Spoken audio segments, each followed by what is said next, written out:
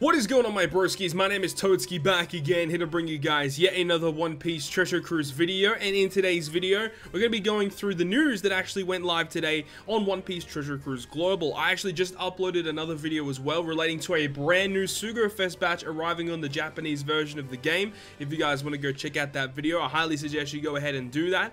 But without further ado, let's go ahead and check out the news coup. And we can see that the Carrot Sugo Fest has finally been officially announced here. The banner looks so goddamn clean. I love the moon in the background. It looks so good.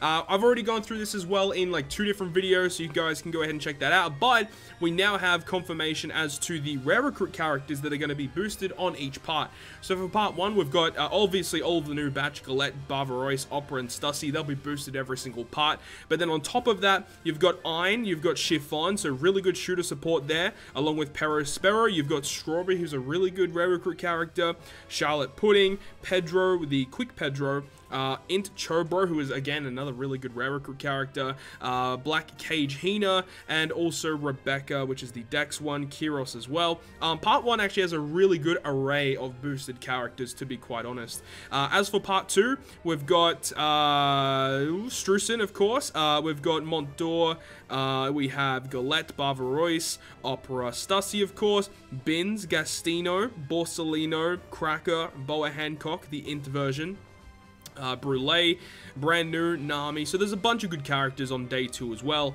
And then part 3, we've got Flampe, Galette, all of the new batch, as well as Gotti, Vito, Kami, Praline, Daifuku, Smoothie, Sai Mihawk, Int Amand, and Strength Dice and Strength Brook. Pretty much all 3 parts have actually a good array of characters, and I would say for the most part it's better to go for the rare recruits that you're missing compared to the legends that you're missing, because you're more likely than not going to be getting the rare recruits compared to the legends, of course. But anyways, those are the boosted rare recruits there for part 1, 2, and 3 of the Carrot Sugo Fest. Now moving on, the next thing we have here is a brand new ranking mission arriving to Global. But this is the thing, right? This has never arrived on the Japanese version yet. You can see here, 1 turn test of strength is here. You'll be able to recruit new Wanda first for the English and French versions, and as well as the Korean version as well. So the Japanese version hasn't gotten, I don't think they've gotten this particular ranking, and they haven't got this particular support character either. Now, it's a new Wanda character, but I believe it's going to be on a rare recruit banner. So, I've said this before, when the support banners first came out, there's no reason to be pulling on those banners. Support abilities are not powerful enough, in my personal opinion, to warrant spending gems on them. I just don't think they're really worth it at this current time. Maybe down the road in the future, there's going to be like a really overpowered support ability that works really well. But at this current point in time, there really isn't a point in spending gems here. As for what she does, though, it looks like that she's going to be a direct support for Legend Carrot. Like, just looking at what her abilities do, it makes sense. She's basically built for Legend Carrot.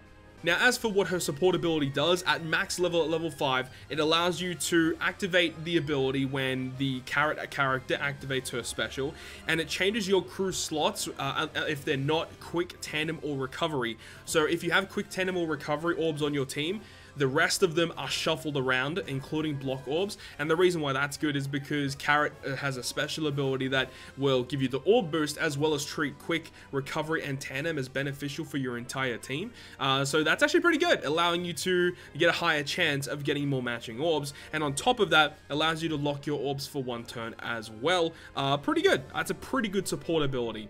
As for what the challenge is, it says only challenge difficulty will be available in this quest. Your crew special gauge will be set to max and do the most damage possible in a single turn to get your hands on the great rewards. So we can see here that the test of strength is going to be against Daifuku, and Daifuku is a strength character, and it says that recommended characters is Treetop Pedro, which is the Dex limited rare recruit version, as well as Carrot. Now, the fact that they recommend Pedro leads me to believe that you're able to use a defense down conditional booster, because that's exactly what Pedro does.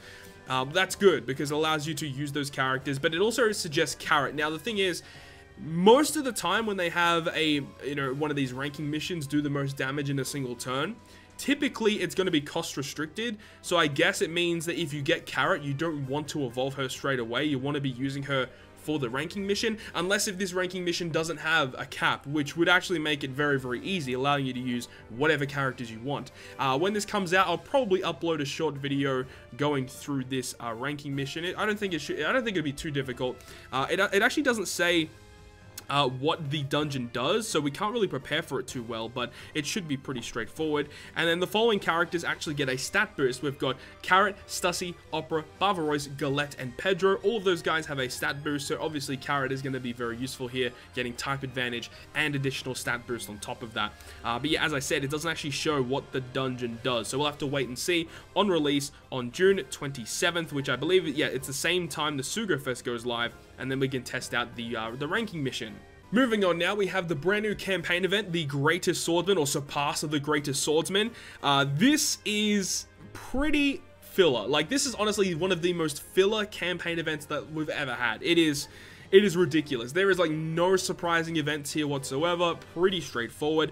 The first event on June 29th until the 4th of July is going to be Chopper Man quests for Neo Mihawk. So if you guys have not maxed Neo Mihawk yet, great opportunity to do so to get some extra rewards along the way. Event number 2 from the 29th until the 4th of July is going to be half stamina for a certain amount of extra island quests. So we can see Slasher, Driven, and Powerhouse quests will all have half stamina here, all of these specific ones. So especially the raid bosses, Mihawk, Dofi, NL, Bellamy, and Fuji and Sanji. If you guys haven't maxed those yet, which you really should have during the anniversary period, and also during the Luffy versus Katakuri period, all the raids were out, and we had, you know, obviously the max special ship, so most of you guys should have maxed the raids by now. If you haven't, make sure to go ahead and do that. This is actually a new event, I believe, on Global, though. June 27th until the 2nd of July, Buggy's Treasure. Go on a treasure hunt with Buggy. So Buggy and the crew have arrived on Extra Island. You can get your hands on Final Forbidden Tomes, 500,000 berries, or even lobsters that give you 3,333,333 EXP when used to power up. The items you can get, you get change each time you play the quest, so be sure to play it every single day. So it is a daily quest. I assume you get a rainbow gem every single day for clearing it, but you have the potential to get some pretty nice rewards from it, so that's not too bad at all. The 4th event is going to be from the 27th until the 30th of June, so not really that long, but it's +3 Restaurant Le Crap cotton candies, and throughout this event here, we're actually able to get the +3 cotton candies, and we can only run it 5 times per day. I would highly suggest to run this, you know, 5 times per day whenever it's available. This doesn't come out too often, so I would highly suggest to run it as much as you possibly can.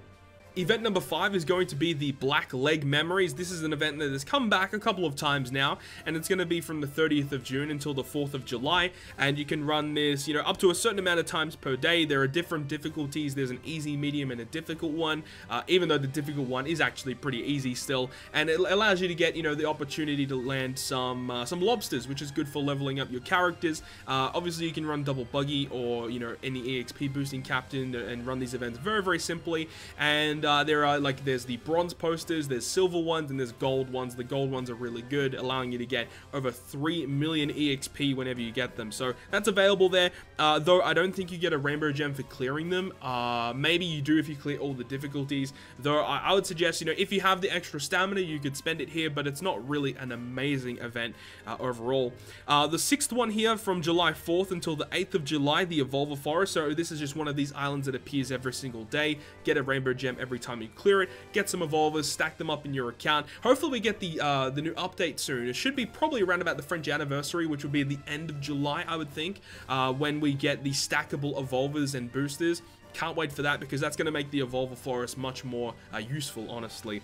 The 7th event here is Double Chance of Super Success from the 2nd until the 7th of July. Whatever. And then the 8th event is from the 27th until the 1st of July, Double Chance to level up a special ability. Not too bad. It's pretty good that it's active during the Sugarfest, actually, so if you do pull any new characters, you can use USBs or copies of the same character to potentially get some skill ups there, so that's always really, really good. And the 9th event is just a rainbow gem every single day. So yeah, pretty much, like, you guys saw this, like, there's not really much here that's, like, surprising at all. I just hope that, you know, the next upcoming event after this probably is going to be relating to the Treasure Map Nami event, so that's what we're really looking forward to, and this event lasts until the 8th of July. So this is actually going to be lasting for a little bit of time here, but yeah, we're really looking forward to the treasure map, which should be coming out very soon. And the last bit of news I want to go through in this video is we're finally getting a new Fortnite. We haven't had a new Fortnite for like 2 weeks now. They just completely skipped one. But here we go, starting the same day as Carrot's release. We actually go ahead and get this Fortnite here. Oh wow, I just noticed it lasts for an entire month. This particular Fortnite, which is the Perospero and Compot Fortnite. It says that they're treated as trusty characters for the upcoming treasure map. Now, the skill books you can get here, Whitebeard and Marco and V2 Sanji are available, which is quite good. Charlotte Oven is nice. Karina is very good as well. Now, it has Don Quixote Doflamingo, Joker, Heavenly Demon, Don Quixote Family Boss, Fulbright Bullet String. I don't know which Don Quixote Doflamingo character this is, but they've got Dofi books in this Fortnite, as well as Mr. Tanaka, Charlotte Compot, which is one of the characters in the Fortnite, as well as Queen, which might also be a character in the Fortnite.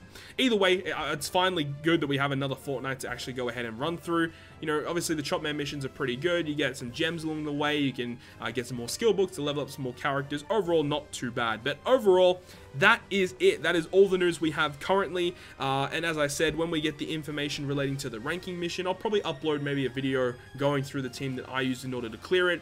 And also remember that I also will be streaming the Carrot Sugo Fest when it goes live. I'm really excited for it, so make sure to check out the Twitch channel when that Sugo Fest is going live. Also, something to note as well, if you guys have missed it, I actually started up a Patreon page as well.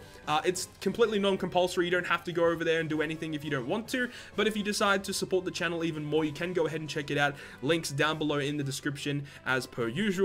But I really hope you guys have enjoyed this video today, and if you guys did, make sure to leave a like, and if you want to stay up to date with all the content I post, including more One Piece Treasure Cruise content, make sure to hit the subscribe button down below. But other than that, guys, I'll see you guys within the next video.